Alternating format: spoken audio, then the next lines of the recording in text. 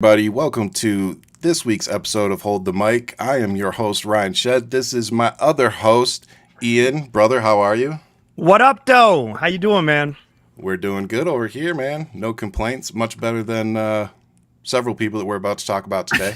I have to say, I literally got so excited. I was like, it's Friday. I got shit to do. I got Ryan to fuck with. I go, we're getting it in. We're getting it in. I go, there's no Hey, other way about it. There's no other way about it. it's we're about to get it today. There's Oh, a lot happy to talk Friday. about. Happy Friday. What's up, brother? So I'm just gonna get into it, man. There's really no light way to go here. I want to talk about the senior airman that we lost. Yeah. If you haven't been paying attention or just haven't had the time, I should say, to see what's going on, let me fill you guys in a little bit. So in Florida the other day, we had this young man who Senior Airman Roger Fortson, 23 years old. He was stationed out of Florida in a special operations base unit out of Hurlburt Field, Florida. Sorry. And he was shot May 3rd in the doorway of his home. The body cam footage was released.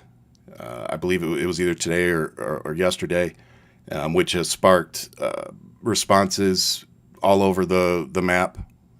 Because it did not match the description of the officer's encounter as he wrote in his report. No. Once again, did not. And I'll read some of the excerpts that I want everybody to pay attention here. And when I'm done, there's a portion down here from Attorney Crump that I wanna touch on as well. But the clip that the police released was of the officer showing up to the apartment complex, being led to an elevator by a witness who said she heard fighting coming from an apartment. The deputy then approached the front door alone, knocked, and twice called out that he was a member of the sheriff's office. Fortson was seen holding a gun in his right hand as he opened the door. The deputy then fired multiple shots as soon as the door opened, telling him afterwards to drop the weapon. Now, this airman's last words were, "It's over there. I don't have it." Just in case you're wondering what he said before he died. A lawyer for the Fortson family, Ben Crump, said in a news conference on Thursday that Fortson was the best America had to offer. Again, this kid was literally a member of a special ops unit. So, to everybody that, thinks this cop did their job, you guys should probably apologize to the United States Air Force because they trained that man and it probably cost him over $100,000 and you just wasted an asset. So, good job, guys. Congratulations. I have a lot Mr. of Crump. questions about this. A lot of Well, I do questions. too, but let me get through these talking points because I want everybody to understand. First off, why I'm about to be upset, and why everybody's upset. So, Mr. Crump also said that at the time of the shooting, Airman Fortson was on a video call with a friend who described what she heard to his family's legal team. The friend said the airman heard a knock on his apartment door and asked who was there, but received no response. He then heard a second, very aggressive knock, but did not see anyone when he looked through the peephole. He went and got his gun because he didn't know what the fuck was going on, who was banging on his door like that. He might not have heard him say sheriff. He just heard the loud banging because he's Right. occupied on a phone, and now all of a sudden, what the hell's going on? So the kid goes and gets his gun and answers the door with the gun. So again, this He's man not a is kid. in. This is an airman. Yeah, sorry, he's a man. You're right. Some No, you're right. respect. He's a kid to Some me, but respect. you're right. He's a man. He's a grown ass man. He's You're an right. airman. He is serving this country, and he Yep. went to go get his gun because he's like, I don't know who the hell is at my door. Yep. So I've posted the photos on my social media of the screenshot. You can see that he never raises the weapon. No, Never raises it and points it at the officer. which means he's and- well trained. Yep, and he didn't have his finger on the trigger. If you zoom in, for all of you people that actually care, and then the other thing I noticed was he had his hand out like this, telling him. He was raising it. He was raising Yep, it. he had the gun in the other hand, down by his Yep. side, raised his hand like that, which should instantly tell you stop. Right. Just take a second. Right. You know, Let's slow the tempo down. That cop fucking overreacted. Period. And he murdered that man in his own fucking home. Yeah. That's the part everybody needs to remember. This man was standing in his own fucking home. He wasn't Still. outside looking for trouble. No. He wasn't at a fucking protest anywhere. He wasn't doing shit. He was sitting on his couch having a FaceTime with his girl or a girl, sorry, a friend, and fucking next thing you know, he's getting shot 6 times in his doorway. So, and I may piss some of you off with this, and I'm not fucking sorry. Where's all the protests for this shit? Because this keeps happening over and fucking over and over again. Yeah. Where's the people protest for this shit? Because if you guys want to start shutting down fucking airports and shutting down highways and colleges and shit for women losing their reproductive rights and black men being shot for fucking answering their door, Yeah. I'll get behind that shit fucking all day, every day.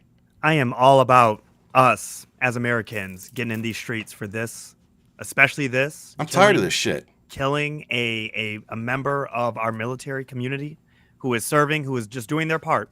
You clearly just came to their house. Now, it didn't sound like domestic abuse was happening or any type of domestic disturbance, especially as you walked up to the It clearly door, wasn't the right apartment. you know. And it's one of those things that the individual did say that number 1401. I didn't know if it was a property manager or just some witness. I don't know. That bitch needs to be held accountable too.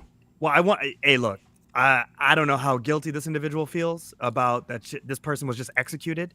But I hope she feels very fucking guilty. The questions I have about this from what you laid out is the officer's report does not match what happened because he said that the officer felt threatened. Hey, Marcus Flowers, good to see you, man.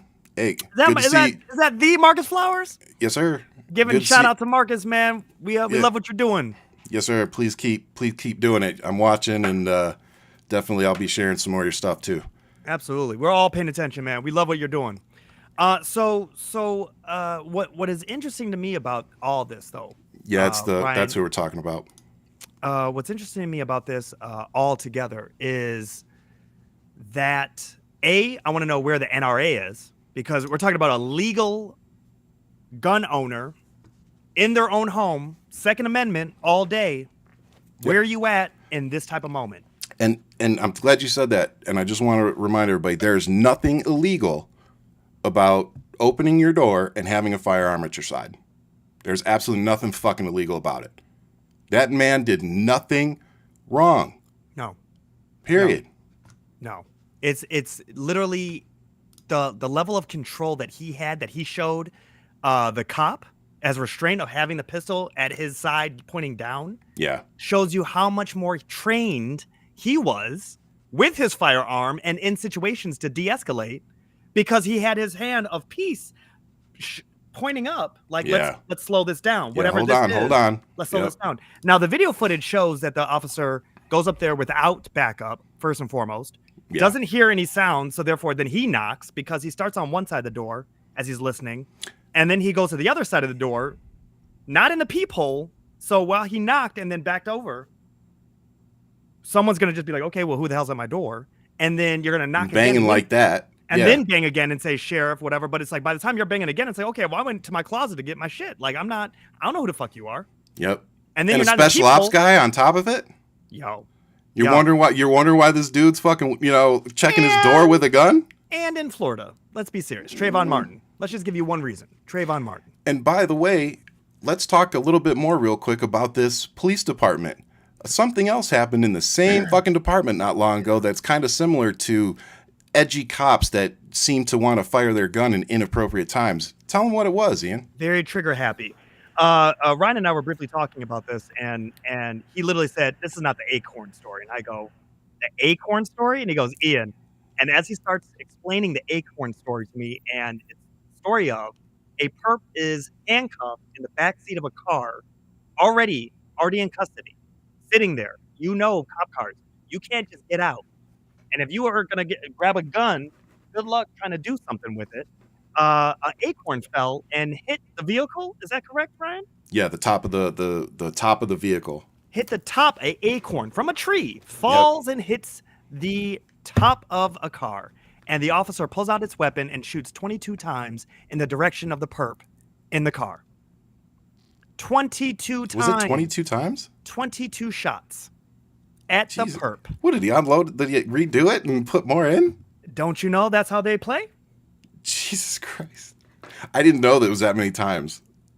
22 times. And so I that don't mean lawsuit, that's not funny. That's not funny at all. I it's shouldn't not, laugh. weak ass cops. Sorry, is I funny. get like that weird giggle. I'm not laughing at this. Sorry. It's It's not funny at all. no, what else can we do with this, man? You know what I mean? Like the thought process alone of shooting at somebody that you've already put in custody, which in my mind, you've already checked them for weapons. Because why Why are else you would you have freaking them in the out? back of your car? You know what I mean? Yeah. You should be in control of the situation if you're the officer. So it's But the where fact that is an acorn, if you're so fucking high strung that an acorn sets you off, yeah. you're in the Yeah. wrong career field, brother. Yeah. When they say that they're afraid for their life, I'm like, you should be a librarian. Like, get the fuck out of this industry. I mean, I'm sorry. don't get me People, wrong. I mean, there's a healthy there's a healthy fear for your life, and these people are supposed to be able to handle that. That's my like, point. yeah, If you yeah, keep yeah. using that as an excuse of why you keep popping off and shooting people, Then you should, because yeah, you're wrong afraid job. for your life, it's like then you need a different job. You Yeah. need a different job. Yep. If you are And- like, okay, I do well in these kind of situations, then we can go ahead and do this. Yeah. Yeah, it is know? on video. I just didn't. And I'm not going to show the body cam footage of No. the airman being shot. If you want to see it, plenty of people are sharing it. I'm not going to. A lot of things went wrong with this, and it's just so tragic that we lost a good one, plain and simple. Lost a very good one, and their family. There's nothing a conservative can say. There's no one talking about, well, he was drugs, he died of ketamine, he died of this, blah blah blah, whatever. Yeah, what did he have in his? arrested. Let's see what he No. has in his system. I'd love to hear My man somebody straight say up that killed shit. Captain America. He killed Captain America. End of story. End of story. Yeah. That's For no probably the goddamn best- reason. Probably the best way to end it there. But I do just want to remind everybody that man did nothing wrong answering that door with his firearm. There was nothing illegal about it, especially in Florida. He never posed a real threat to that officer. That No. much was clear in that video. He had more restraint than the officer did. And that Far situation. more. Even laying there with 6 shots in him, he still was like, it's over there. That's wild. That's totally wild. The I don't know if you have the statistics about the cop killings and the rise. Like none of it's really changed since No, it since hasn't. George Floyd, since anything. The number's been going up. The protests, everything that we saw, everything that we asked for, the numbers are still rising. And we need to find a better solution for this because this is getting really bad. I mean, just in the last, since May 3rd, we've got 3 right here. We got Roger Fortson, Kendall Floyd Woodard, and Blake Robert Fleur. Yeah. 19, 34, and 23.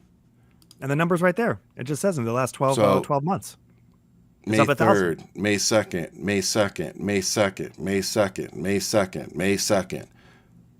That's a lot of people being shot by cops, y'all. Look at this And right this here. one, this is the one that I found particularly. It's alarming. This is very alarming. You see where we are already in the blue line is so far in 2024, which we have 375.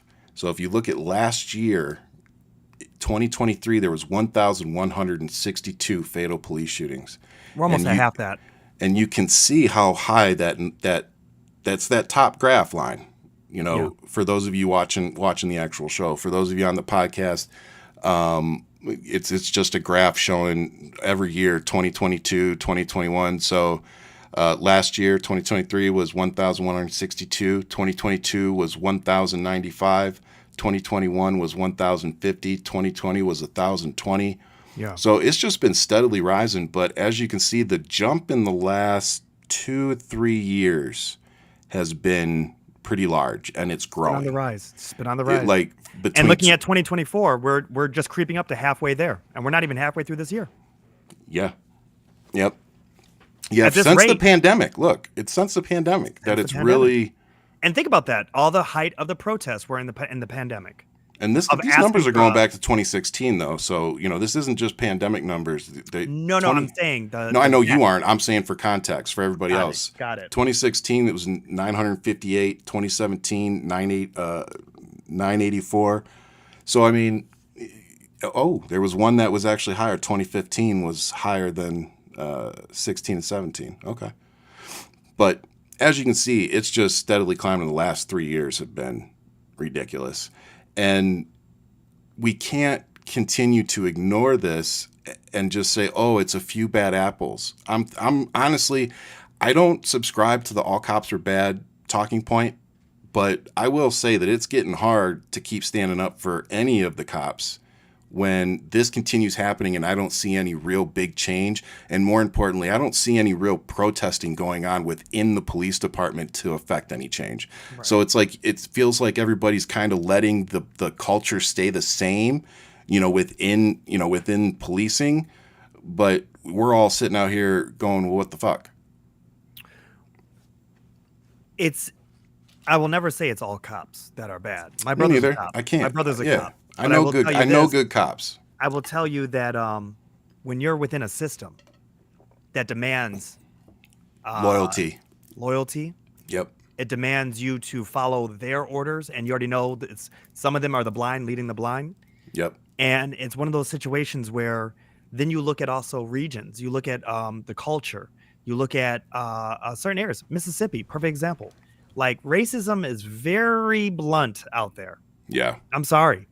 So when you look at like the situation of where you're at and you look at the context of the regional area, Florida, the fact that this is one of the biggest reasons why I left Florida is I knew that something like Trayvon Martin, that scenario would happen because you could see the type of energy that's out there with that piece of shit Zimmerman, and then the system that allowed him to get away with it.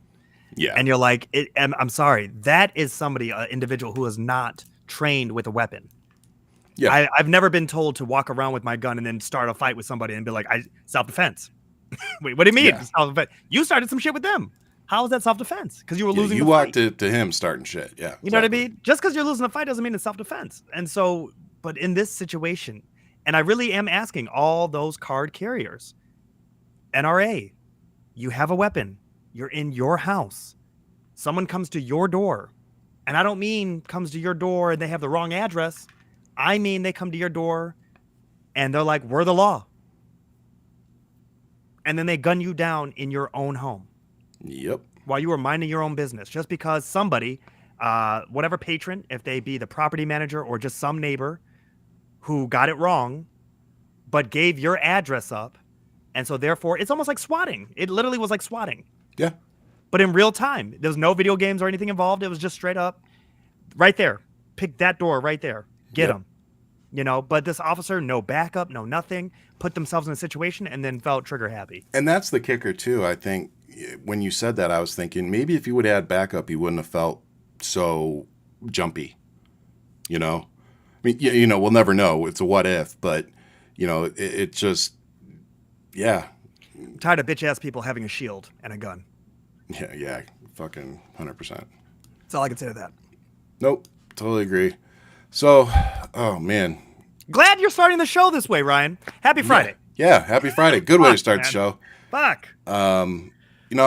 Just as much as we like to talk about, fun things and whatnot, there was a lot of heavy shit that went down this week. And honestly, there's so much more we could talk about. We're just trying to keep the show to an hour and a half. So we have to kind of pick and choose. But some news that was coming out literally as we were prepping for the show was the State Department releasing a report on Israel. Can you believe I just said that? Yo, man, you better watch yourself. You might get Fuck. canceled. I'm getting canceled. Shit. I already got one earlier. I said something on my live, and I'm like, oh, for whoever's screen recording this one, have fun with that. So good. But yeah, so let me make sure I got the right one here. So what's happening is the U.S. State Department said Israel's use of some of the arms we sold them may have violated international law. And it's very important, I think. Let me read some of the talking points. The Biden administration said Friday that Israel's use of U.S.-provided weapons in Gaza likely violated international humanitarian law, but wartime conditions prevented U.S. officials from determining that for certain in specific airstrikes. The finding of reasonable evidence to conclude that the U.S. ally had breached international law in its conduct of the war in Gaza, released in a summary of a report being delivered to Congress on Friday, represents the strongest such statement from Biden officials. but the caveat that the U.S. was unable to immediately link specific U.S. weapons to individual strikes by Israeli forces in Gaza could give the administration leeway in any form. Future decision on whether to restrict provisions of offensive weapons to Israel. So, what do you take from all that? I'm really on the fence, man, about the situation, because I think it's one big clusterfuck of war crimes that are being played on a whole nother scale. Yeah, I agree with that. You're looking at people who are trying to get their hostages back. You're looking at Egypt, Qatar, and America at the negotiating table telling somebody that they are negotiating in good faith with terrorists who do not care about the people who are being killed. They're being used as shields. I don't think this is a win-win situation at all for anybody. And the thing that is getting me about this is Biden went on and he said, and I really wonder about this. If this was an election year, would Biden have this stance of trying to play security guard for Israel at the same time play peer mediator because he's trying to keep his base together? And I really am asking these questions right now because I'm seeing and here's I'll flesh this thought out. Yeah. The reason why I'm saying that is because he even said, I will not be helping with this attack on this stronghold. Well, I actually have it here. But, since you're talking about... Go ahead. He said, I have exactly what he said. Okay, but I will defend Israel. So it's like, okay, so they're Congress has now passed all this money for Israel and for Ukraine. And now for Biden to step in, is he now sabotaging that deal, that portion of what has been voted and what has been opened to Israel to use? Because this is now being hijacked on a political level here in America. And I'm wondering, is America doing more harm than good for Israel to get its people back? And I'm really trying to understand why we are really in the conversation at the table. We have Americans that are right now being held hostage. I looked at the negotiations that went down from Sunday, because you're starting a conversation that happened today. I'm thinking about what happened throughout this whole week. And I say that because Sunday was a deadline, last week Sunday. So just, 5 days ago, was a deadline for the ceasefire negotiation. Hamas did not participate, did not meet the deadline, did not communicate, played this game of telephone.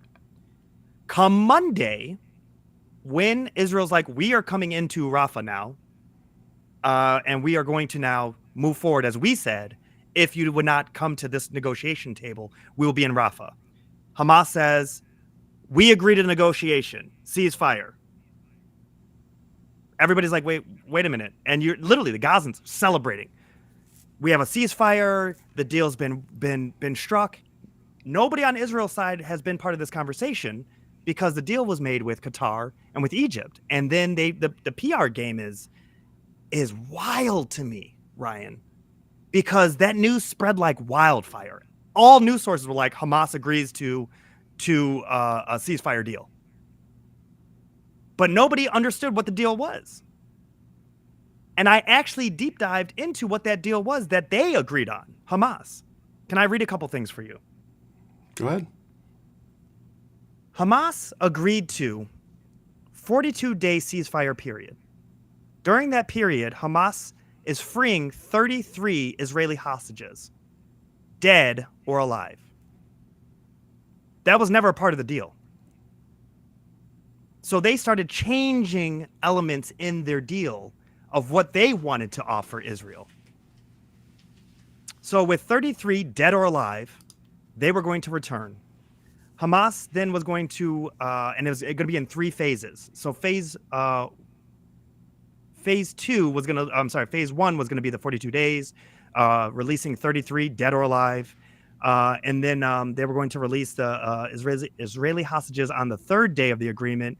And then they would release 3 more hostages every 7 days. So they were just going to just sprinkle them through this whole process. In the 6th week, Hamas would release all remaining civilian hostages covered by this phase. So that's whatever, again, dead or alive, they're choosing. Then they were going to pretty much have in phase 2, Israel soldiers have to completely remove all from Gaza altogether. And then it was into the phase of how is Israel going to rebuild our infrastructure? How is Israel going to pay for all these things? And how is Israel going to set us up for success, being Hamas? That's the deal Hamas agreed upon. Okay. Israel was never at the table for that. So on Monday, this just 4 days ago, Israel says we're going into Rafah and we're going to start laying down some heavy artillery. They dropped pamphlets, text messages, phone calls, notifications, everything they can do, alerts to phones. Get out. We are coming in for your safety. Find refuge in this direction. This is where you need to go. Hamas puts out the PR stunt of we agreed to a ceasefire. So people now stop leaving and come back to Rafah. Well, they go in there and they're like, we're taking, mind you, on Sunday, let me rewind real quick. Hamas attacked one of the crossings from Rafah, attacked one of the crossings that was actually bringing in aid for the Gazans. So I'm just sitting here for this clusterfuck, and I'm like, what? How are we having a negotiation for a ceasefire, but you're going to send rockets and actually kill a couple Israeli soldiers, and then also just damage the port so people can't get food, supplies, everything you need that you've been talking about, that you're starved and that Israel's doing this to you. So now here we are. Israel's taken over Rafah's port. So now the only port going to Egypt is now controlled by the IDF. They're now doing specific attacks in Rafah. They've sent out, like I said, all the pamphlets, all the notifications, and people are now fleeing. So far, the number, so they say, is 100-something thousand, have been fleeing north away from Rafah. But Hamas has now played this card of, you see, we wanted to have this ceasefire, but now Israel doesn't want to have the ceasefire. Now they're starting this war with us all over again and trying to kill all our civilians. I'm trying to figure out, how do you really negotiate with a terrorist? Because I know that if this was us, north or south, how would we handle it?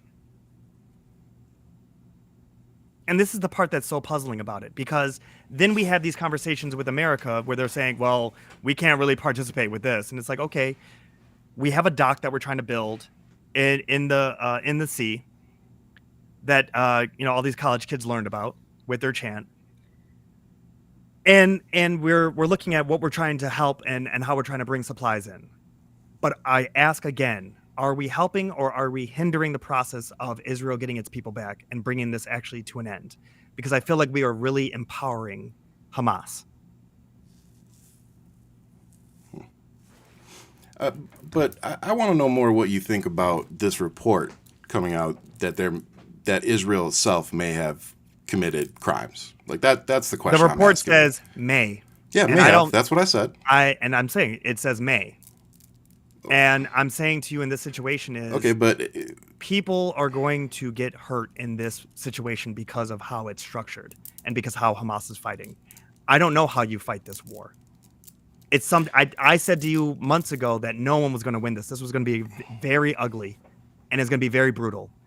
But I think, like, when I listen to you, like, it really sounds like you're making excuses for Israel. I'm not. And honestly, it like gets my blood boiling a little bit. I'm not gonna lie. What excuse am I making when we're talking about negotiations? Well, I mean, I don't really disagree with anything you said about. I said last show, America doesn't negotiate with terrorists. They're fucking terrorists. But what is blood boiling about what I just said? Because you're basically just ignoring what the State Department said and going off of what you think, which is fine. But it's like the State Department's coming out and saying, look, Israel, like you just said in the very beginning of what you said before you went on your thing, was that both are fucking committing crimes. And that's basically what this says. That, yeah, both are committing crimes. Israel is not. I mean, let's stop acting like Israel's fucking innocent in all this. They're not. They're just not. But Ryan, what I'm saying to you is, if you have a base under UNRWA if you have a base in a hospital, which is a war crime, and Israel's like, don't give a fuck, we're blowing it up. Yeah, You're don't give both a in the fuck. wrong. Yeah, exactly. That's the problem. We don't give a fuck. We're just going to blow it up. And that's basically what everybody's problem is. So Again, I don't know how you fight this war. You're building a base. I don't either. But war crimes are war crimes. Here's the issue I have with this, though. This argument. No one's talking about Hamas. Okay, so this article right here says Israel may have use weapons in an inappropriate way by international law. That same international law that right now that Israel's on trial for in court does not even acknowledge Hamas. That very same trial does not even state, well, Hamas, this, that, and the third. None of it. It's just saying this is what Israel's doing in Gaza. Not my opinion. This is the actual trial. What I read to you was not my opinion. That was their negotiation. So when I look at this information, I'm like, okay, how do we simplify, which you can't, how complex this shit is. But how do you simplify this? You know, well, you sure don't say Israel isn't doing anything wrong. Did I say Israel's not doing anything wrong? I said, how do they fight this? Well, I don't think committing war crimes is necessarily the answer.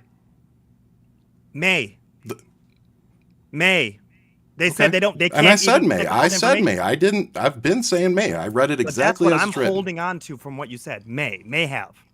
I know you're holding on to that one word. I understand that, but that's a very crucial word. Here's my thing. I'm going to say it just like I say everything else. When inflation around the world is happening, we should all pay attention. It's not just American colleges that are protesting this anymore. It's a lot of colleges in a lot of different countries. People are starting to pay attention. There's a lot of anti-Semitism in the world. There's a lot. Yeah. There's a lot. Yep. A lot, Ryan.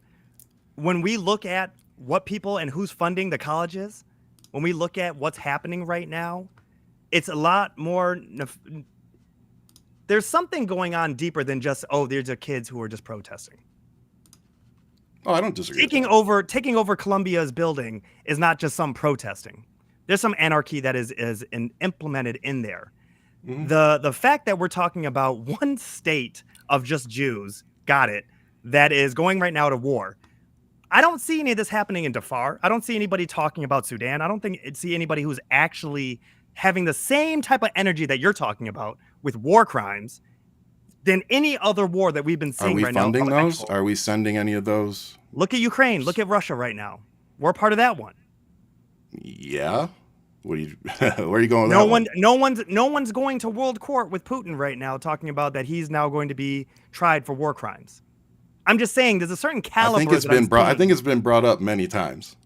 Of course it's been brought up. Putin. Where does it go from there? As in, like, is there anything really going to happen from this? No, it's just this rubber stamp of like this. You've created war crimes. We got it. Well, you just made it sound like nobody said it and nobody's acknowledged it. That's not true. Nothing is coming from it, is what I'm saying. And when I talk about the actual this ethos of putting it all out there, all I hear is how Israel is creating war crimes. No one's talking about how. But the big difference is we aren't funding Russia. We're helping them fight Russia. We're not. We're sending shit to Israel. So if they're committed, if they are committing war crimes with shit that we are sending, do you think that that's a problem? I think that we're playing both sides and we're sending shit to Hamas as well. That isn't the question. That's not the question I asked. Repeat your question? If it comes out and it's verified that Israel is using United States weapons that have been provided to commit war crimes, do you have a problem with that? Yes, I do. I have a problem with people creating war crimes. 100%. Yes. Okay. That's a very simple answer. I think it should be. It's a very simple answer. Again, in this situation, how do you fight this war? Nobody has an answer. So, war crimes seems to be the answer. No, I'm asking you, how do you fight this war? I'm answering you. War crimes seems to be the answer. So then you're okay with it? No, not at all.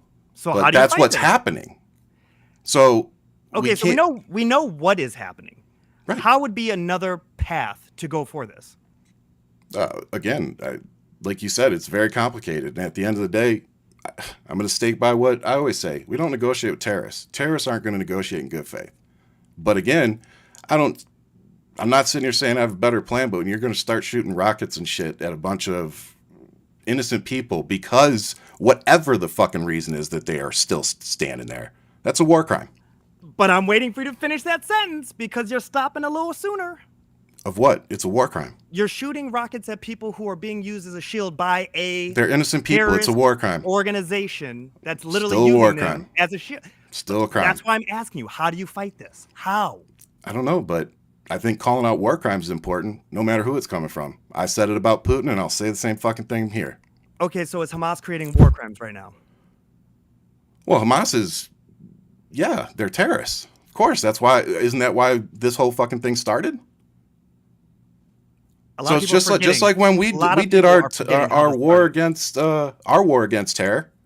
Right. And I'll say this one again, we sure fucking didn't learn from that mistake, did we? Nope. And we're going to do the same fucking thing again, aren't we? Yep. The thing that I'm trying to figure out is that, because I hear this and it's triggering for me to hear about all this bullshit, and we're going to get into it, I know, about Macklemore's his fuckery. But it's the element of you're looking at people screaming, it's genocide, it's genocide, it's genocide. I'm like, look at the fucking definition of genocide. I know. God forbid we actually don't agree on something. Oh, yeah. Jeffrey, this is our love. This is how shit goes when we're talking off air. We're not polished on this one, which we love. We want you guys to see how we you've really been exposed. Yeah, true us. We have a love-hate relationship. No, this is everything. But you know what? But honestly, I think that's a good cap for this topic. That's how divisive this is. That's how complicated this is. That's how emotional this is for everybody. It's not clear cut. I'm not, and I don't post on a regular basis that it is. I'm not, saying it is. And I've said on this show many, many times, my thoughts are with all the innocent people being affected. I don't give a fuck what country you're in. I don't care where you are. This whole thing is fucked up. It really is. This is the part that I'm really trying to wrap my head around, though, because if you're sending out notifications to get the fuck out of the way, and then your government is telling you, come back, come stay. I struggle calling them a government, but it's the only thing they have. They were voted in power in 2005. They've been in power ever since. It's a dictatorship. When do we start holding them fucking responsible? This is the part Why don't we just go in and fucking arm all the other people, all the fucking human shields? Go in and fucking arm them. Tell them, here, we'll fund your shit. Just fucking kill all these fucking terrorists. So create another. Give them what? Hey, well, no. Hey, give them. Would you rather give them weapons or fucking bomb them to death? At this point, I'm more for fucking giving them weapons and let them fight their own fucking battle. This is the part where I think we're past that point. I think we're way past that point. I think enough people have lost they don't somebody have food. They don't have food. How do they fight back? They've kept them so weak and dependent on everything else. How do these people? They don't fight back. They don't even have a gun. This is not a Sarah McLachlan commercial. Okay, so that's not the case at all. At all. So wait, say that again. After the Sarah McLachlan commercial, I missed that last part. I said this is not a Sarah McLachlan commercial, so we can move that shit to the side. That is not. Are you about to play the song? No. I'm wondering what you mean. No, I'm wondering what you mean. Arms of the Angel, where they show the little baby puppy? or somebody or whoever who's looking all sad and weak and everything. No, I'm talking about arming them. How does that relate to? You talk about famine. You're talking about how they have. Oh well, I mean, but come on, man. But isn't that an honest observation? It's not honest observation. We're having to build a port to get resources to them. People aren't starving over there. Okay, famine is happening. Famine is happening. 100% is happening. But when you're saying, like, okay, is Hamas starving? No, they're not starving. I didn't say Hamas. Okay, then I misunderstood you. Okay. When you're talking about okay, cool. That's why I'm like. When you're talking about arming people, you're talking about the people who are just civilians. Yes. Not Hamas. Fuck that. Got it. Well, I mean, look, it's just like how do we expect? And I think this goes back to the question of what could we do different? And I'm not saying we should do this. And that's what I'm saying to you. What is a better course forward? Because right now we know that's not working. And we talked about this. I'll be honest. I think decision is probably based more on my conscience. You know, Okay. like to me, in my mind, it would be better to say, instead of bombing the fuck out of you and killing you and your next 3 generations, maybe let's provide you with resources like food and weapons and ammo, and literally, you know, similar to what we did in Iraq. You know, was it? How did that work out? But this goes back to, we're going to keep making the same fucking mistake, right? Yeah. But is it better than what we're doing right now is the question. And I think, honest, if you're being honest, if let me rephrase. If you are concerned about the overall overall life, human life. All lives matter? Is that, you about to all lives matter? No, I'm not like that. Dick. But I look at every life, dude. I really do. Like, it's like, okay, you know, if you're being a terrorist piece of shit, yeah, I don't have any value for your life. Just being honest. But, you know, if you're somebody being caught in this, like Human Shield, whatever you know, again, I'm not going to sit here and pretend to know what everybody's situation in Gaza and Israel and everything is. But it just feels like they've corralled everybody into Rafah and made it so easy for, and I'm not even going to say for them to do it on purpose. It has become so easy for the collateral damage of innocent people to be massive. And that's where, at least that's where my white flag kind of comes in. Okay. It's like, wow, I see the potential and how easy it is going to be to take out a massive group of people with very little ammunition and crabs in a barrel. Just shoot them, crabs in a barrel. I get it. So here's I want to add to what you're saying. Yeah, no, please. There's 2 things I want to touch on. One, you have a great quote, and I want to talk about what Jeffrey's saying, and let's get to that in a second. Well, where is Don't do it yet. Don't do it yet. It's at the top. Okay. Don't do it Which yet. One? Okay. Very top one from Jeffrey. And he has it's a great question for both of us. The thing that I see this is, and you and I talked about this from the very beginning. You were talking about how this is a land grab. When we first talked on the phone, yeah. When we first started talking about it, yep. And once in the show. But what came out of some of the negotiations that were there, and again, this is in my deep diving of just what is happening with the conversations. What are the nuances? Israel is trying to use the land as part of the negotiation. We will give you all this land back if we can have X, Y, and Z. So they're trying to figure out, which I'm not saying is even good at all. That's fucked up in another way, but it's the cards that they're dealt, right? Right. You and I are talking from the comfort of our homes in America, where we are first world problems. Yeah. First world problems where we are not. You know, you get to kiss your kids goodnight tonight, right? Yep. And not think 100%. And not think about your actual next neighbor state coming into your house and trying to kill you at 6 a.m. 100%. So when we go back into what happened on October 7th, and maybe I'm a little heated right now, as in general in life, because I just watched. I think we all are. You know. Well, I just watched the movie Screams Before Silence. Screams Before Silence. I might be butchering. I haven't seen that. I'm sorry. Not even like that. It's on YouTube. It's they put it out for free. And I believe it is called that. Well, can I put Jeff's question up here? Or? 1 second, and we can jump right into that one. But it's Screams Before Silence is the film, and it depicts what happened on October 7th. It's a documentary, and it's the people who were there who went through it. And so you're watching, you're seeing it, you're on the kibbutz. Yeah, it's fucking horrible. You're there, and no, it's really fucked up. And it's one of those things where if you can watch it, I highly encourage you just to see and hear from the voices of people there.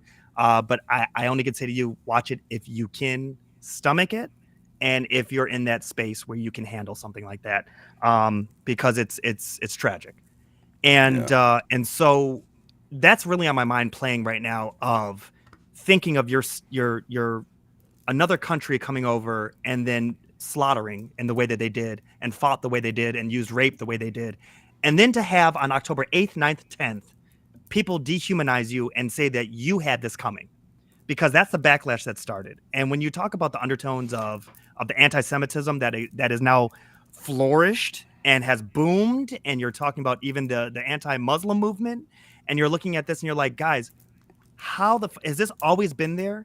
Because I'm watching history repeat, and I'm watching the left become more fascist than the right was on January 6th. And when you look at this movement that's happening here and bubbling up, I'm like, have we lost our ability to just communicate or disagree? Like you and me, we may disagree, but we can talk about it. We can listen to each other. We may even yell at each other Yeah. on this subject matter. But in the end, we can walk away and be like, you know what? I'm going to really sit with something that you said. And I really do want to think about that, because your Yeah. thought process is everybody got crowded into that one space. And now it's just DEFCON 5 on everybody. And then that's it. Where I see it as they tried to create a safe space for that, but they did that not knowing the amount of tunnels that were built at the time.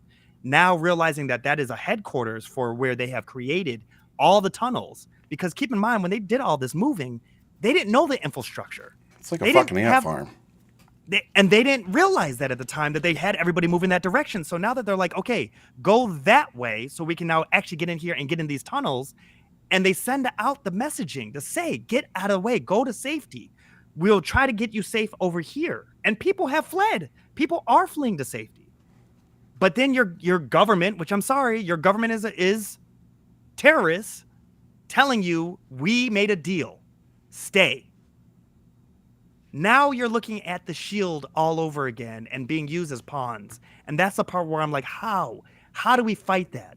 And it's the misinformation. It's literally using this proxy war that I'm just sitting here trying to really process. How do you fight that? Yeah. Because negotiating isn't working. Coming in with bullets isn't working. You're just creating more Hamas, which I've always thought. And it's like, how do you really fight this? I think. Go ahead. Finish. No, I was going to say it for Jeffrey's question. I think is a good. It's a solid question. And I'll put that up. But I just want to touch on what you just said. I think that's something that no matter what side you stand on this, whether you're pro-Israel, anti whatever you want to call yourselves,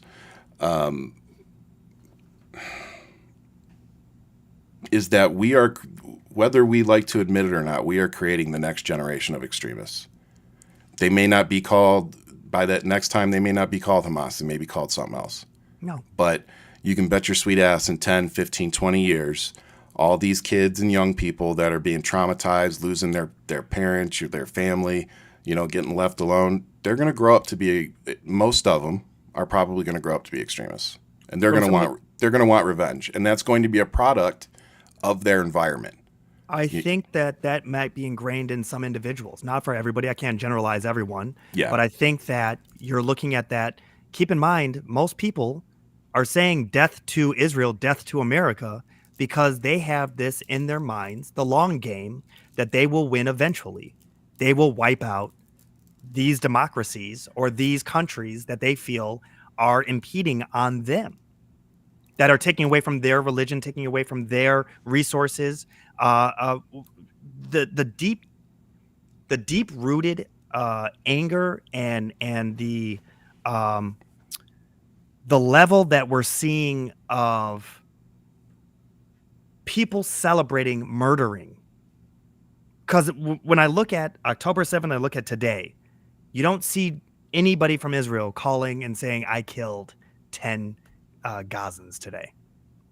Like you did on October 7th, where young men were calling home, hey, mom, hey, dad, I killed 10 Jews today. Not I killed 10 Israelis. I killed 10 Jews today.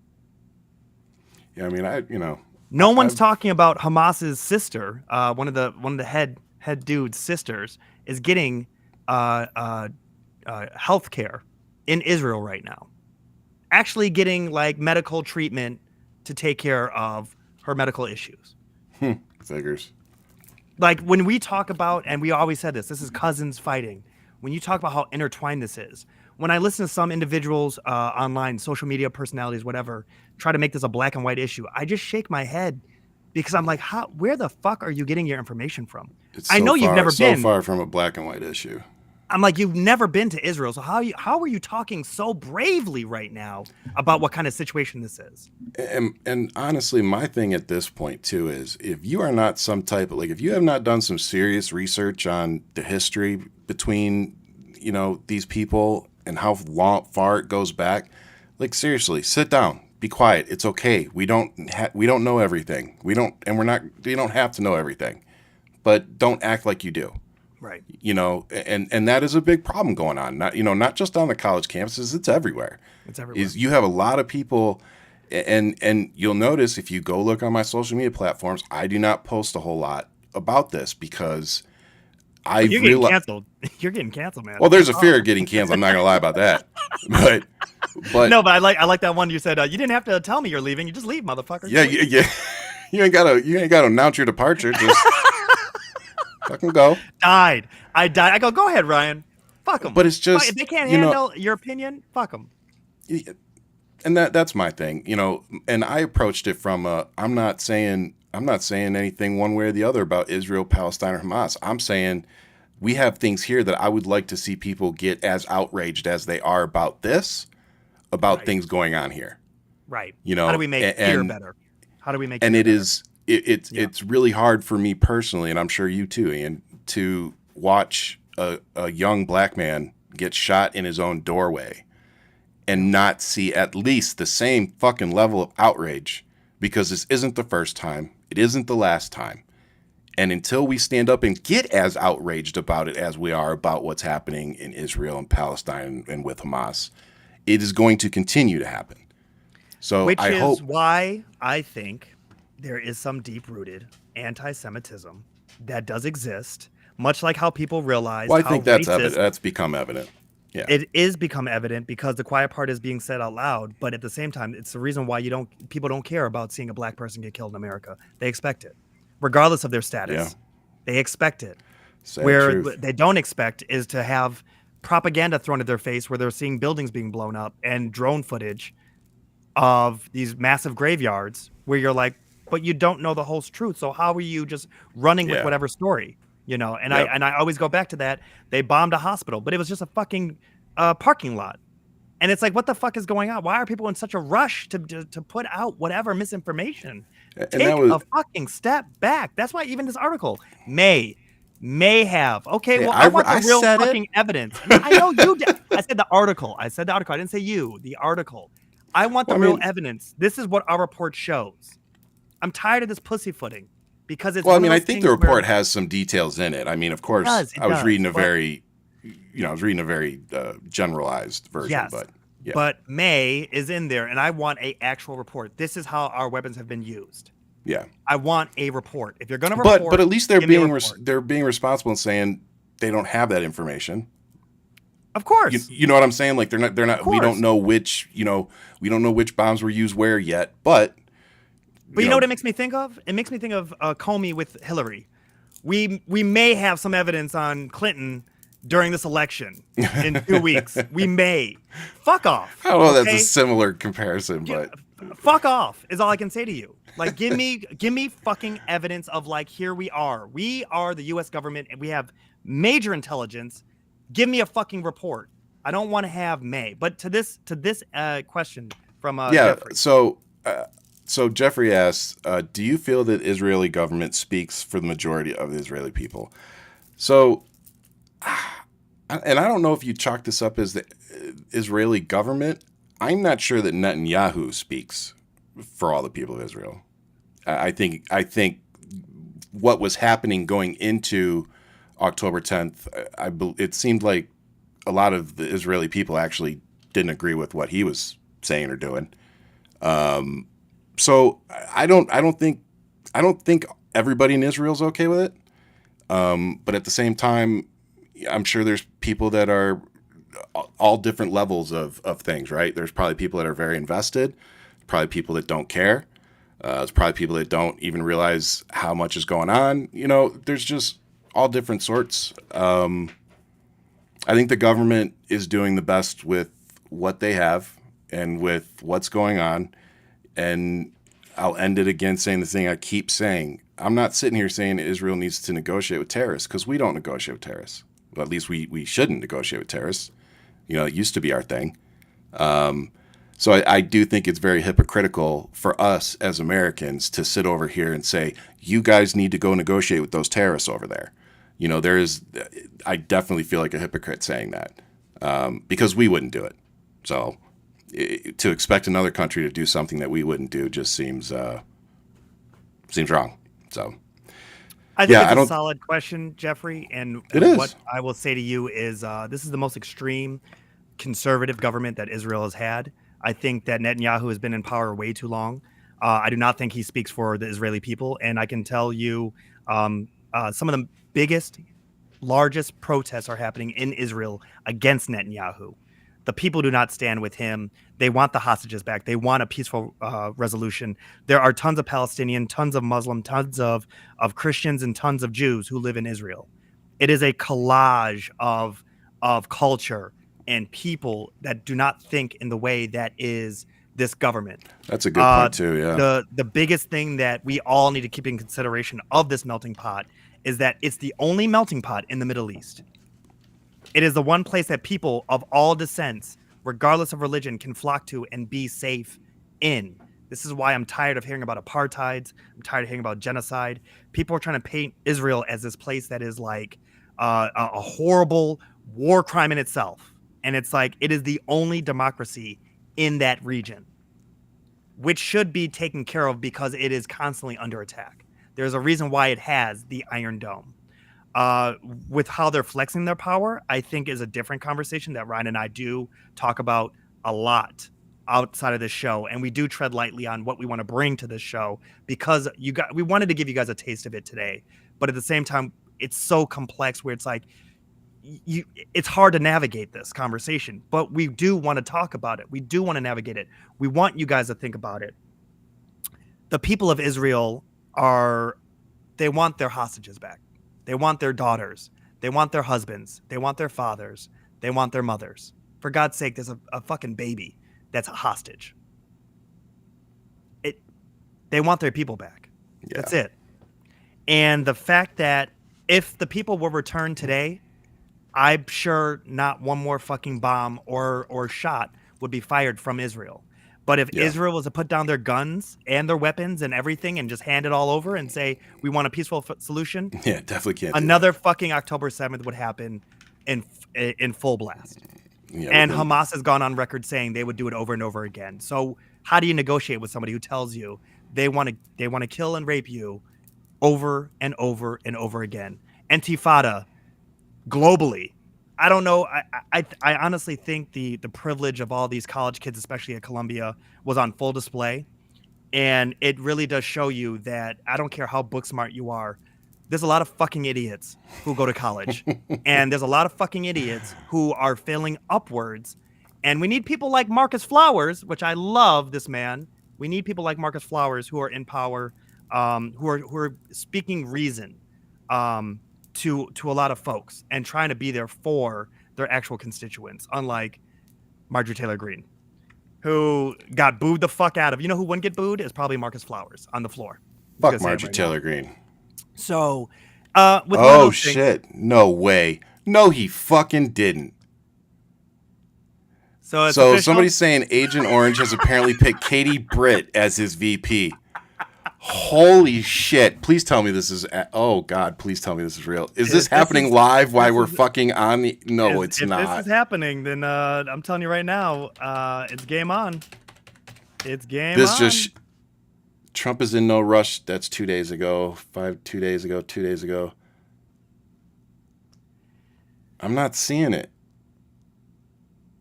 I'm not seeing anything that's breaking news, but if that is the case, we shall see. But great question from Jeffrey. Thank you for that question. And also, Jeffrey, when Trump was in power, I hope motherfuckers weren't judging us in America for this asshole, But I know that is something that comes with it.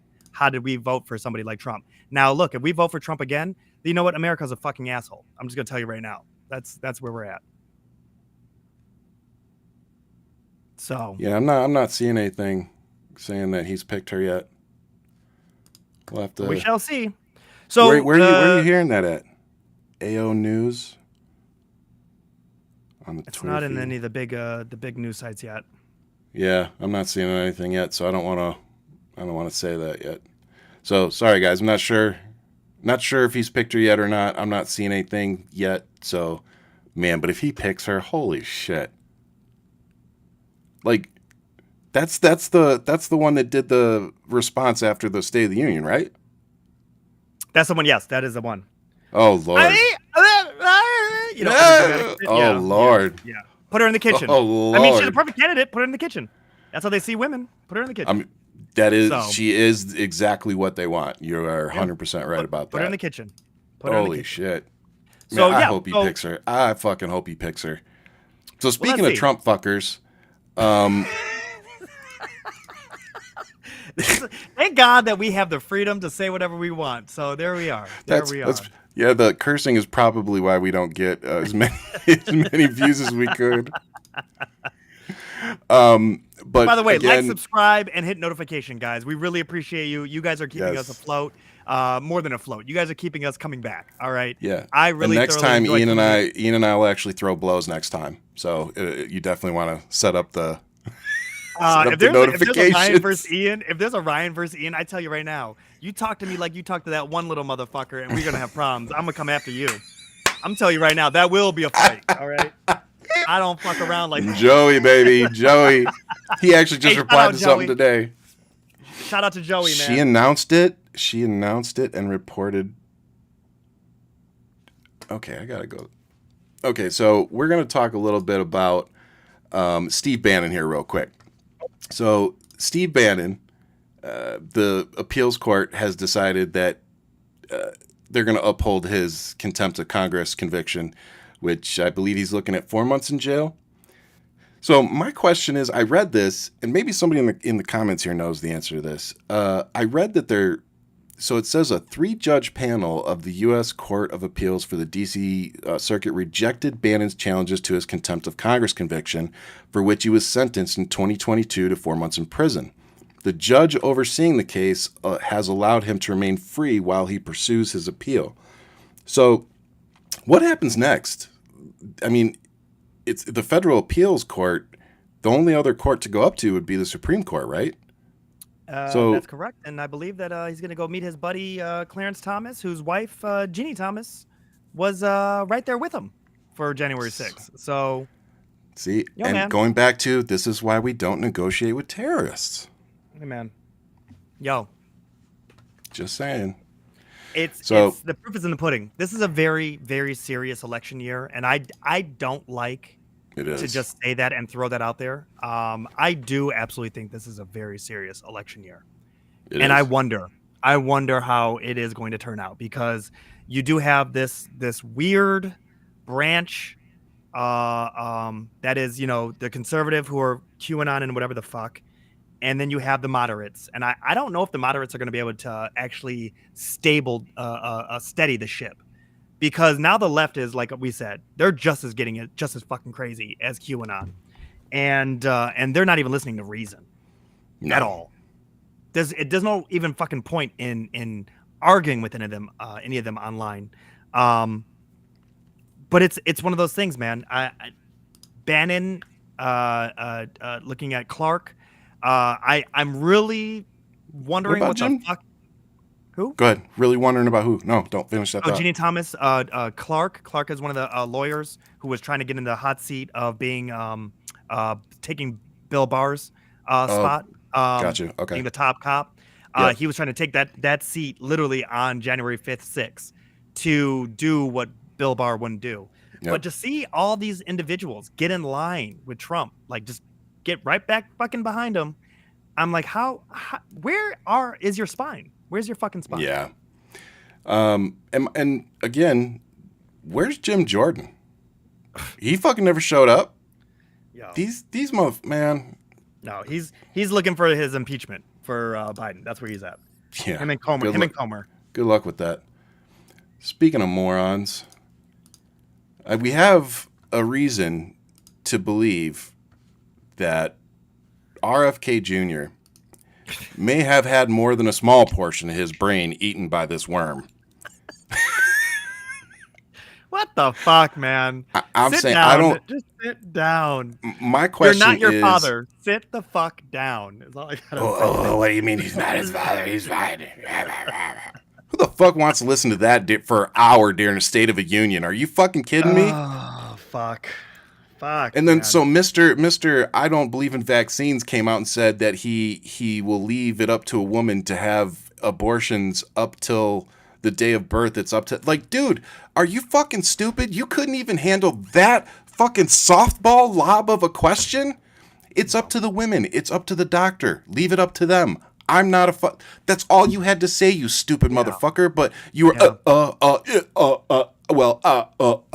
Get the fuck out of here. And then they ask him about his appeals. And or not appeals, if he would pardon the January 6th people, and he starts, doing his whole, I'm a lawyer and a fucking dumbass, and then he goes on to say that he'd probably pardon them all. Fuck you, people. Fuck you, people. I'm tired of it. He's a mole. He's a mole. It's official. He's a mole.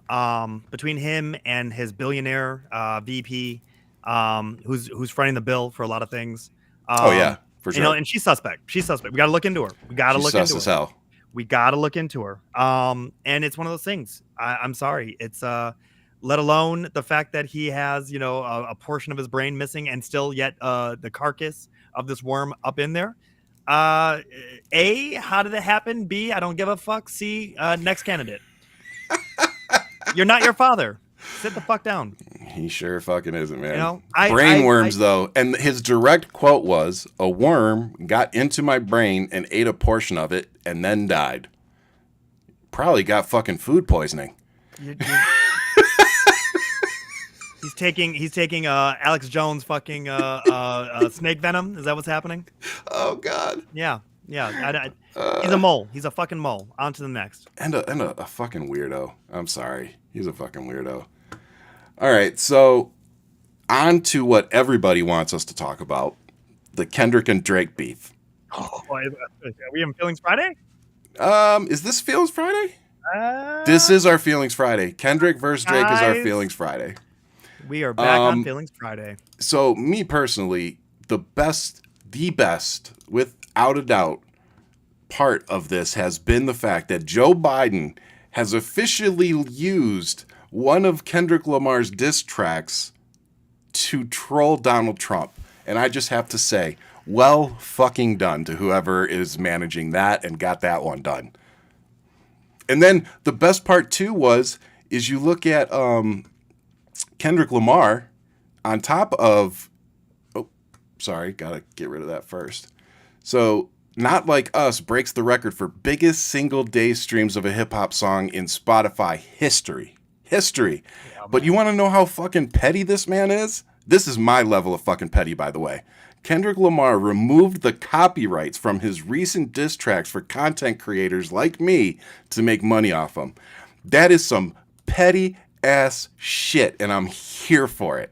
Like, I fucking love that. When I saw that come across my screen, I was like, oh, he wants the whole fucking world talking about it. He want every time Drake swipes up on fucking TikTok, Instagram, Facebook, he wants there to be a fucking video of somebody just fucking rocking out to Not Like Us. It is so interesting to see the impact. And you and I have been throwing this back and forth to each other. Sometimes within a minute of within 30 seconds. We've been dying laughing. That was funny as shit. Yeah. So if you haven't, real quick, I do have to tell people that because it was funny. So Ian and I, we text shit back and forth all week, and we literally talk so much. We talk so much. And we literally, can I show it? Let me see. Can you post it on there? Well, I'm trying to see if there's anything I shouldn't show. Don't make it sound suspect now. Don't make it sound suspect. Well, no, because so. Nah, I'm not going to show it because I don't think people will be able to see it. But so we were texting back and forth, and it was actually this right here. And it was from two different sources, just like last time. Yeah. It was within 1 fucking minute of each other that we sent each other the same fucking thing. And it was just like, holy crap. That's right. That's what it is. You liked the joke I said after that too, didn't you? Oh, it's so good. It's so good. We were up on it. What I love right now is that Kendrick is streaming in the top charts in Canada. So he's blasting out there. Like, he's literally this is dangerous for Drake. He's never been in this kind of threat before. He's had beefs with Common. He's had beefs with Pusha T. He's had some here and there with Kanye. But we're not talking about like Kanye in his height. It was Kanye that was kind of like, all right, Kanye's big, but Kanye's crazy too, so it's whatever. But none of it's really stuck, right? You picked a fight with a fucking MC. and he literally went hard in the paint. Now here's the thing. I don't know about the pedophile stuff. I don't know too much about Drake in that context. If Yeah. it's not true, I don't want any of that shit in the rap. I'm not interested. I just know Yeah. that the way that Drake's rebuttal was, I've never heard a rap battle where the person's defending their record and just being like, I am a good dad. I am a good husband. I'm here for my people. I do what I do. Where are you at? And it's like, that's not a diss, motherfucker. Where's your hit 'em up? Where's that shit? Where's Yeah. got beef? Like, where are we going with this? You know, where's Ether? Like, where are you going for the jugular? I mean, Kendrick should have just replied and been like, "Oh, I'm sorry, brother. I was busy picking up my Pulitzer Prize." Your boy, Something Drake, something Drake will never fucking never have. He'll never have. No, there's not enough writers in his camp to get him a Pulitzer. So the fact that my man is and even getting more dislikes on he has how many millions of dislikes on his record his rebuttal. It's not looking good, man. It's not looking good. And then there's speculation that his record label is like reaching out to Kendrick saying we need to end this beef. This is not good for business because it's costing them too much money. I've read that. Which and they're like take it with the lettuce grain of salt. It's like, oh no, they're losing money. There's some truth to that shit. Now. Yeah, there's and that reminded me of like when MGK was accusing Eminem of calling up Interscope and all that shit, and it's like it reminded me of that. No. Yeah, it's like no. No, we ain't playing that shit. But what I do love is that new Ho King in Toronto, that Chinese restaurant. Has a Kendrick special now, and their business is booming. So smart. They were so smart to grab onto that. No, not even that they responded. They were freaked out by the amount of attention. They go, "Who is Kendrick? Like, what is happening?" Yeah, they didn't know who. They're like, "We're part of a rap beef," and they're like, "What?" And so now they made a dish, and they're like, "Kendrick Lamar, he's our guy." So in his they got money in their pockets because of Kendrick. And the backstory is that Drake got robbed at that place. Like he's not even safe in his own town, and that's why Kendrick used it in the beef. That's why Kendrick said, "I can go up to this there's place there's parts of the fucking diss I didn't even fucking get." Shit. There's so many layers. So when you go back and you re-listen to stuff. Oh, dude, I've listened to it 30 times, and every time I hear it, I'm like, but every time, and again, I'm not confirming or buying into. I don't know if it's true, but in terms of a rap line, when he goes into that A minor one. When he's like A minor, I was like, "Oh shit!" I was like, "If that's true, he just murdered him. Like, just left his body out in the fucking cold for everybody to see." Yeah. Oh yeah, that's it. It's the body may be cold. I don't know, and it will.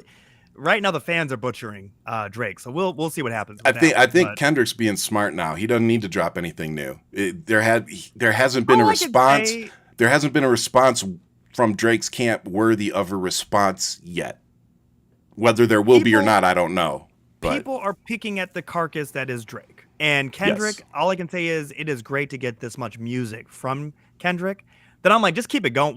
Just do whatever you want to do. I don't even care. I don't give a like. If you want to go skateboard with come at me, now, fucking make fun of me. I don't give a fuck. Just don't make fun of me. Put out the music. And we just put that fucking badass beat that you had and fucking. Talk about my ears, my teeth, my fucking. Just go ham. Just go ham. Get it? Actually, I think I texted you too. I was like, oh, I didn't realize that my man moved down the street from me here in Brooklyn, and I was like, oh shit, okay, this is what I do. I bring my son all the time. I go, all right, let me see if I see Kendrick over the summer. I'm like, what up, kid? What up? I'm telling you. So let's move on to seriously though, big shout out to Kendrick. You've been giving us hip hop fans bringing us back to the. Bringing us back to the fucking 90s and 2000s, man. Fucking, it's been great.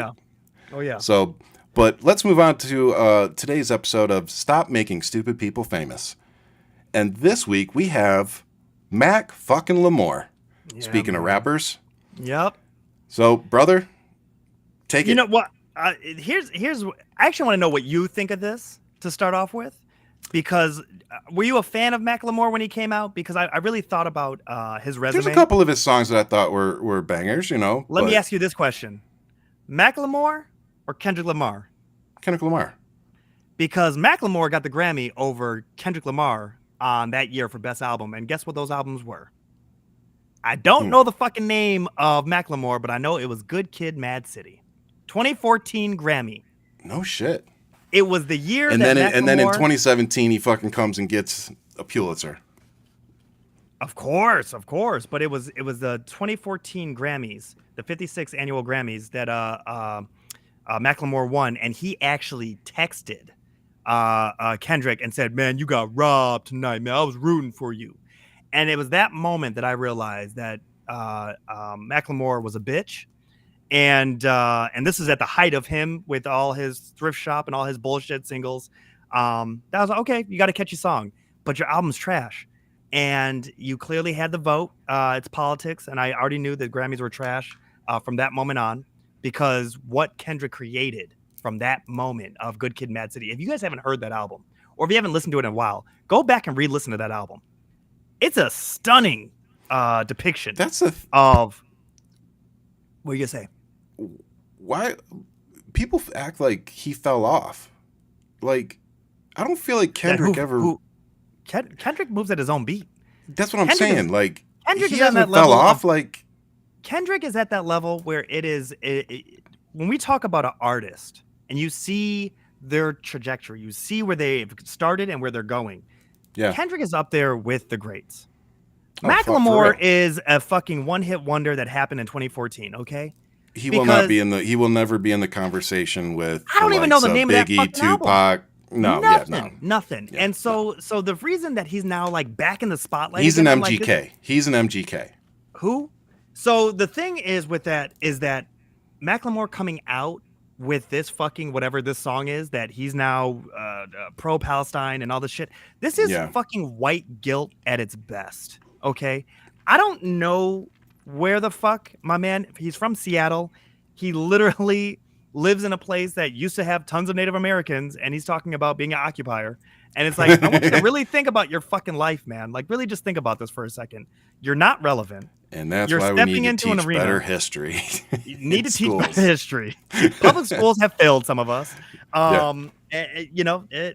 Speak for yourself, all right? I put in the time. The military is the reason I live this life, brother. It ain't fucking school, I can tell you that. So it's one of those things that I'm sitting here and I'm like, this guy's trying to make himself relevant in today's world. And I'm like, you're not fucking relevant. And I would expect more from Asher Roth, who at least made a song about college. So I mean, just being real with you. Yeah. When you're looking at Macklemore, I'm like, is this the same Macklemore? Can you please post this photo real quick? Is this the same Macklemore who dresses like this and says he's not anti-Semitic? Because when you're talking about you're there with the college kids and that it looks pretty Israel's fucking anti-Semitic to me. Bro, he said, I didn't think that this was anything Jewish. Please, with Seth Rogen, if you could pull that one up. There it is. This was his weak-ass fucking apology. And again, him and his apologies. The fact that Seth Rogen had to Seth Rogen? Seth Rogen responded to him. Go ahead and read that out loud, please. So Macklemore, and for those listening on the podcast, I wish y'all could see the photo. Macklemore is dressed up. Just Google. Google Macklemore anti-Semitic. Yeah, it's pretty bad. So he says a fake witch's nose, wig, and beard equals random costume, not my idea of a stereotype of anybody. Seth Rogen replied, really? Because if I told someone to put together an anti-Semitic Jew costume, that they'd have that exact shopping list. Yikes. 2014. Fast forward to 2024, and this motherfucker is coming out with some shit that he's coming out with. He's not dope. And here's the part that pisses me off. Now he's sitting there talking about, well, I'm not going to vote for Joe Biden. I hate all you people out there playing this stupid ass fucking game 6 months away from an election while we're up against Donald Trump, a career fucking criminal con man, convicted sexual abuser, and accused pedophile. That's who you guys are going to let get elected. Add one more. Which one? He ain't doing nothing for nobody in Gaza. I'm telling you right now. Oh, that too. I wish I had the text to him. He will build a fucking hotel in the Gaza Strip. Fuck yeah, he would. 100%. But my kicker is if you remember the whole Fuck Donald Trump song, Macklemore was actually in that. 4 years, ain't gonna let you fuck up 4 years. Fuck Donald Trump. Yeah, fuck Donald Trump. Hey, fuck Macklemore. Hey, fuck Macklemore. You know what I'm saying? Fuck that Some dude. A minor. Fuck that shit, boy. Fuck that shit. I need a beat. I'm gonna do a Macklemore diss. I'll work on one for you. We need to do up a Macklemore diss. Done. Fuck that. Consider Fuck done. that dude. I will make it with nothing but passion. By the way, you didn't need to have a fake nose. Your nose is already big enough, you ugly motherfucker. How about that? I will be on some Kendrick shit. I hate the way you dress. I hate the way you talk. I hate the way you look. I hate your I hate your voice. I hate everything about you. So you finally got one out of me that I hate. You finally got one. I got one. There it is. Fuck Macklemore. So that's where Can somebody screenshot this or write this time down on a calendar? at 1 hour and 20 minutes and 12 seconds, Ian, put it out there. You fucking hate somebody. You hate somebody. I hate that you won over one of the greatest rappers of all time. That does it at the beginning of his career, which he has gone leaps and bounds where he's taken it. We're talking about he's at the caliber of Prince. Straight the fuck up. They could do whatever they want. He's at the caliber of Andre 3000. You can go make a fucking flute album, Kendrick. We're gonna lean into it. We're gonna listen. We're gonna listen. Go do it. Go do whatever you want. Grab a fucking cello, sit down, and start rapping to that bitch. I'm gonna buy it. Even if you don't rap, even if you just hum and fucking just make little click noises, I'm in. Do you, boo boo? Do you? Drake.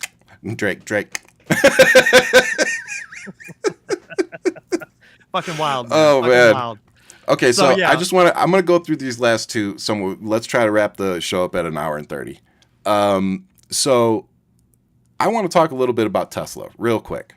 So we've been talking off and on about Tesla and Elon Musk and Twitter and how everything's all tied together. And come on. So Tesla. I think this was 2 days ago, so Wednesday, they quietly removed all of their job postings in the United States, and it was over 3,400 job postings. They removed all of those and left three whole job postings in North America. Wow. Yep. Wow. And thank you for saying that, in North America. Yeah. So okay. So this man just fired so many people, and then he just removed so many possible jobs here in America, in North America. What's his goal? Is he shutting it down? Is he focusing on Twitter? Is he going to space? What's he trying to do? I mean, those are really good questions. I really do wonder what is happening here. I talked a little bit about it earlier today. Musk was getting all these government subsidies and contracts from us to build EV charging stations. And then not even 6 months later that he brokers a deal with Biden, he fires the whole damn team.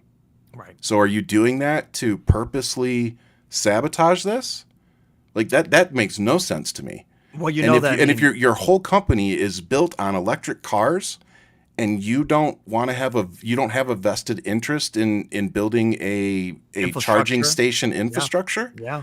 So, and now you're firing entire teams. They've let go of almost 10,000 people. I think it's either 10 or 15,000 people in the last 2 months. He's trying to compete with China, and he's not going to compete. But with China. The kicker is he's crying about his $56 billion fucking bonus. Which, dude, you're sending people home, and they're not going to be able to put food on their tables, but you're crying like a little bitch about a $56 billion bonus for a company that's failing at literally everything it fucking does. Every single Cybertruck has been recalled for freaking sticking accelerator. Every single car that Tesla produces has been recalled for faulty fucking self-driving software. Half of them have been recalled for battery issues. If you buy a Tesla, you are one of the dumbest motherfuckers on the planet. Didn't think that was going to be where my Ryan rant was. I really didn't. I did not think that was. I thought it was going to be at the beginning of the show, honestly.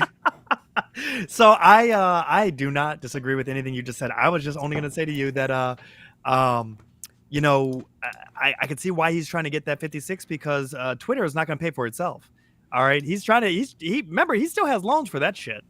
Yeah. And yes, that is true. I think we do have a documentary. No, dude, I'm glad you said that. I really do think that he was really banking on that bonus to pay off some of the people that he owes money to for Twitter. Oh, I think you're 100% right about that. I think he definitely owes on something. And one of the things that is interesting too is that You look at the turf wars that are coming down with like Chinese EVs versus American built EVs, and the Hmm. tariffs that are Biden apparently this week is going to put out some tariffs on cars made in China, and what that now means. And Is he really? I missed that. there's some talk, Okay. there's rumblings of this. Well, And I'm saying, and did the they say reason why why? because they're making $10,000 cars. Oh, China's coming for our jugular. They are looking to wipe out the big three. They are looking at having dominance of well, their Big Three vehicle. isn't even a thing anymore. Chrysler's Chrysler's gone. What I mean by that is like our actual staples that even if it became Stellantis, I know, it's just, I mean, but even have if you it ever, became Stellantis, it have still you ever- is, but have you ever really thought about that? Like the Big Three, as we know it growing up, is no more. Doesn't exist. I remember when I heard Stellantis, like, what the fuck is Stellantis? And they're like, that was Chrysler. That was My dad called it in 1997. Oh, he read the tea leaves. He read it. So the thing that they are really pushing on to the Chinese market is that they're building cars for $10,000. Let's be serious. Meaning not building for 10. They're selling them at for 10. 10,000. That's the low range. Can you imagine buying a car for $10,000? Like Oh, just how that great. would change everything in America. Car I want is 90,000. Do you know what I'm saying? The car one is 100-something thousand. I'm like, I will never drive that in New York. Yeah, we want a Toyota Sequoia, and with everything that we want on it, brand new, we're looking at like 75, 80. Yeah, see, and that to me, I'm just like, God damn. That's a like lot almost of a fucking money. car or almost a house payment. Technically that's a fucking down payment for a house. Easy. You know what I mean? It's just like, and who can afford that right now in this economy? So looking at this, they're saying it's off of just like TikTok. They're saying that it's spyware that they're afraid of for these Chinese EVs. Mhm. Realistically, it's the fucking price point because GM is not. It's the coming out with- competition they're afraid of. Ford is not making something and saying, okay, yeah, 10,000, you could do it, because they're eating fucking Elon's lunch in China right now. Yep. And that's the beauty of Chinese infrastructure. They're like, yes, please, we'll build all your shit here in China. Guess what? Once they have everybody at every level within your factories knowing how to build shit, they give that shit to Yeah. their government. They're like, this is how they do it. This is how we do everything. And boom. And now they're like, great, we're taking that shit. We're investing in our own companies. Yep. Lee, There's a Xpeng, reason they call it a Chinese BYD, blueprint. You know what I mean? Nio, and it's like, and I've invested in Nio, and I'm like, okay, Nio is this great company that I liked, and I'm like, oh fuck, okay, tariffs. Maybe that's a bad investment. We'll find out. Yeah. We'll find out. But right now, they are not letting any Chinese companies alone sell here. BYD is trying to go to Mexico to get past the tariff and to get past some of the restrictions. We'll see if that happens within the next year or two. But I know that there are talks of like, okay, within 2025 to 2030. Here's my thing. If you're going to stop them from bringing in those kind of affordable vehicles, you better fucking figure out real quick how to provide the same for Americans. Not even that. It's we're about to lose all of our exports because they're not going to be letting. We can't compete. Well, we can't compete either. And no one's paying for that fucking price point. It's not going to happen. So because the so you're gonna legacy see a costs. Yeah, the legacy costs that our car companies are carrying versus others is killing us. Which is what was so interesting about Tesla is that you were this leaps and bounds ahead of everybody for 10 years before anybody else got in the game. A decade ahead of everybody. And look at how they all caught up to you because you aren't about shit. Yep. Plain and simple. And that's the best way to, and that Cybertruck, I'm sorry. Like that's not a serious vehicle, y'all. No. Come on. No. Like it's the fucking DeLorean. It's the DeLorean all over again. DeLorean's pretty fucking dope, so I'm gonna need you to put some respect on that. But in terms of, I ain't seeing no Back to the Future 7 with a fucking Tesla. I mean, okay? the DeLorean. Look, hey, look, I got one. God damn it, I've got one. Well, guess what? I'm sending you in the mail. A fucking Tesla truck, the same size, man. Oh, dude, I'll like just start banging them against each other like old Tonka trucks. No, but I mean, yeah, these were cool cars. But did you ever see them on the road? Fuck no. Exactly. And the reason that you didn't see them on the road is because they weren't great cars. They were cool as fuck looking. Yes. But they were the equivalent of a Pontiac Fiero. The only time I see them is at Woodward Dream Cruise. It's the only fucking time I see that goddamn car. Exactly. The only time. But it's like the Cybertrucks are going to be like one of those things that somebody has, and it's like, oh, you have more money than you know what to do with. That's awesome. Yeah. You know what it's not going to be something you see in your neighbor's driveway every day. I don't know, man. You might see it over there in your guys' neck of the We've woods. got one. Yeah, We've got see? one. Hey, But he parks it in the garage, thank God. Charge extra for HOA, all right? Not in this neighborhood. Right? God damn The it. HOA is staying the same for everybody except for you. No, there's actually a guy that puts up a Trump flag. I'd charge him more too. Fuck you if you're watching. Hilarious. That's fucking funny. That's funny. All right, we spent enough time on these assholes. What do you got next? So finally, and this is going to be my personal. I should feel sorry for what I'm about to say, but I really I just don't. I just fucking don't. You've been waiting. I've been waiting. I've been waiting the whole fucking show for this. I'm not gonna lie. The whole show. Okay. You've been The whole waiting. show. You've been waiting 4 years for this. I have been waiting 4 years for this. Yes, you have. So, man, how do I want to go into this? This is a very important time. Take your time, Ryan. I want to take my time because I want people. I want this to marinate for a minute. I need people to.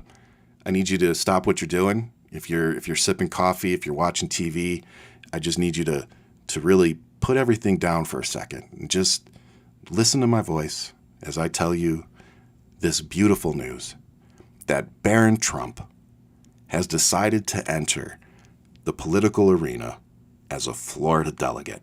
Ding, ding.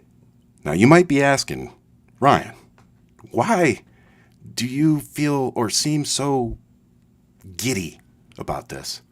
See, I have this thing called a conscience, and it gets in the way every once in a while of me doing what needs to be done.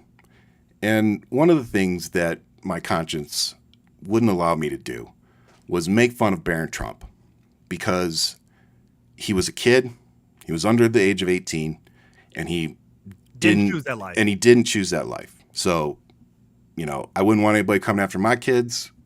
Same thing. I gave him the same respect.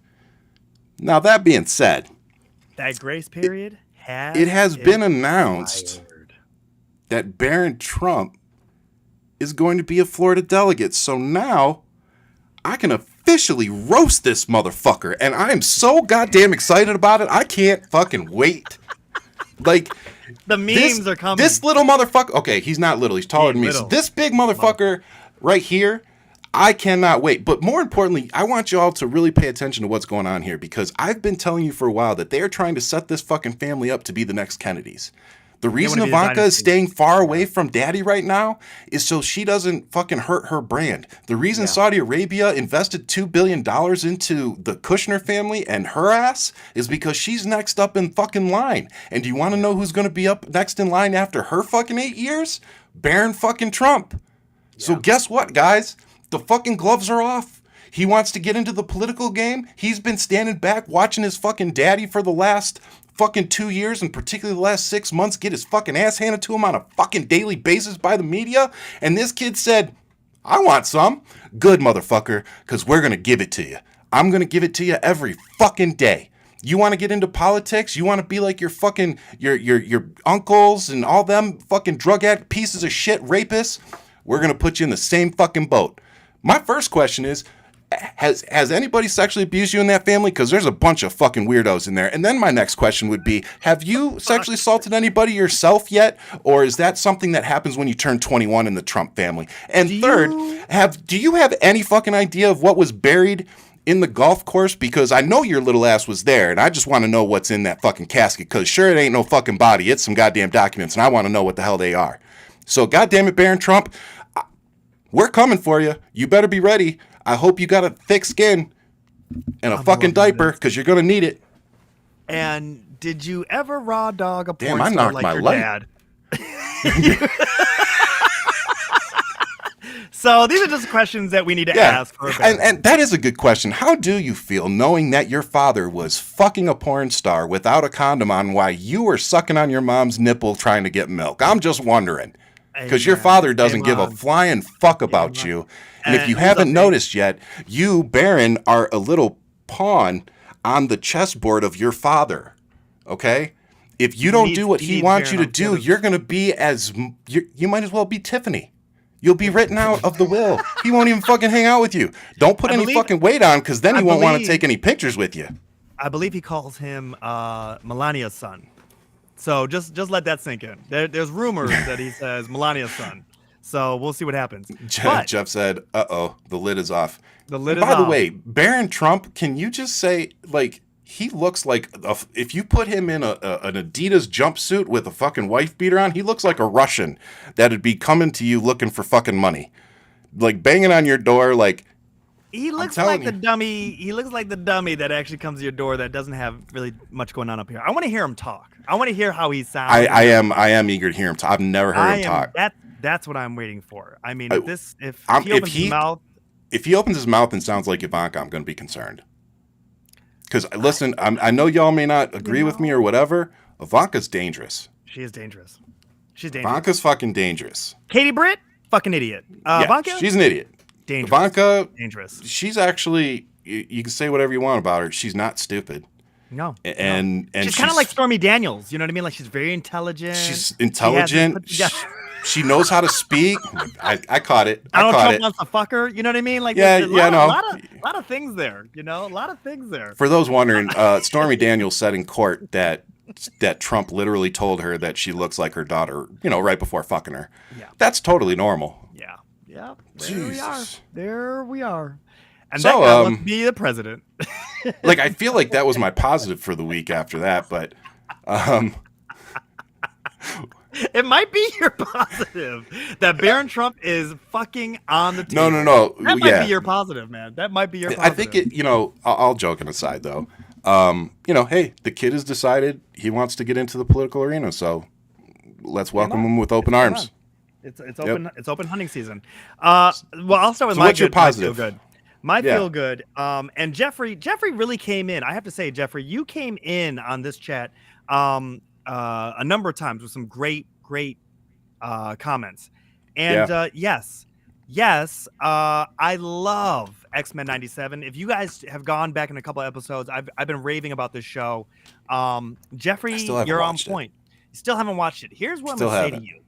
Here's what I'm going to say to you if you haven't watched it. It is the best thing, coming out of Marvel, period. It's the best depiction of what X-Men stood for. It has a number of elements that are really tied into the dangers of today's society, i.e. looking at how people are just not safe in places that you would want to feel safe, a gay nightclub like Pulse. It really touches on certain elements that are there. And then it's using these characters that we love so much from our childhood, how nostalgic it is. But then they're willing to go there, and they're willing to really break your heart. And for those who've watched the show know what I'm talking about. But here's the thing, Jeffrey. So I love the show. It actually brings me and my siblings closer. We don't live around each other. I live in Brooklyn. I'm in New York, and they're in Detroit still. And so we call each other and we talk about it. They have really labeled these characters. They've really just fine-pointed, created these characters that we've known and loved and brought them into the modern world. And so when I say this is one of the best shows, that's coming out of Disney Plus, and it's a cartoon, so I would say it's adult. I don't know how young your kids are to process some of the things, but it's a great show. What I'm going to say this though is, DeMeo, who was the showrunner / writer of this show, has to be brought back. I don't know what the fuck happened. Disney, listen to me. We don't have Disney money at this studio. Listen to me. You fucked up getting rid of this man. He clearly made this project as a passion project.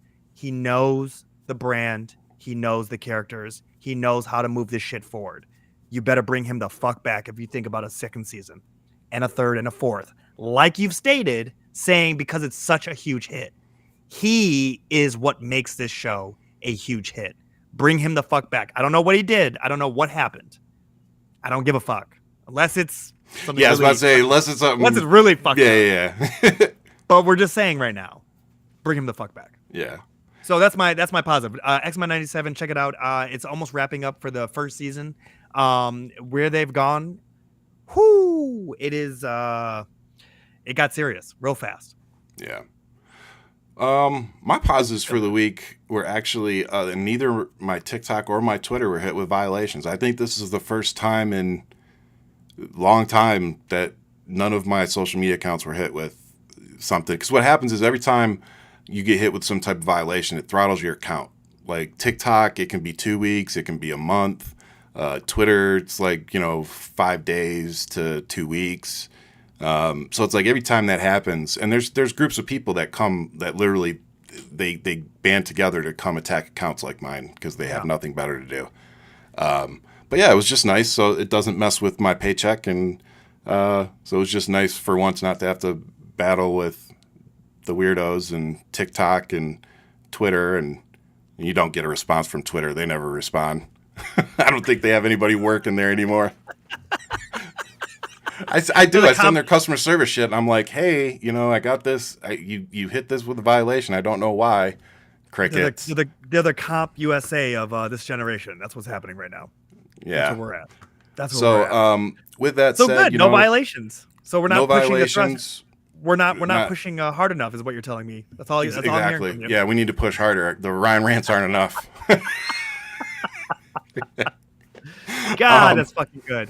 To everybody, don't forget, like, subscribe, and hit the notification button so you guys can join us on Fridays, where you could see that we do process a lot of shit that happens throughout the week. We have some fun. We have some moments, but you can expect more of that always here with us here on Hold the Mic. Yes, sir. And with that, just as you can see, as we discussed, there's a lot of division. There's a lot of emotion right now with all the world events going on. So, just grab onto the laughs, grab onto the, the smiles and the good times we have right now, too. It's okay to take a break from all this and enjoy ourselves a little bit and then get back to work. So enjoy yourselves this weekend, recharge, Happy unplug. Mother's Day to Happy all Mother's of you Day to all there. of you, and especially my wife who makes all of this possible. Same. Big shout out to our wives. So thank you so much. Oh, I was saying Happy Mother's Day to your wife. That's not mine. Well, I was. For making shit happen for you, brother. Is that couch fucking comfortable or something? Like, you just want to...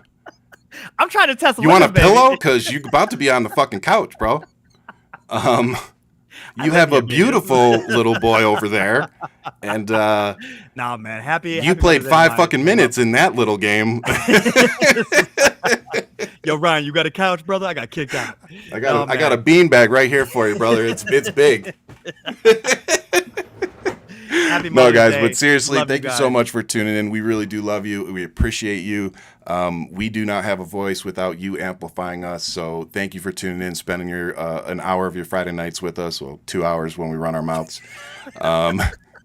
But no, the appreciation we have for you is indescribable. So thank you so much for tuning in. We'll see you all next week. And as always, much love. Keep fighting.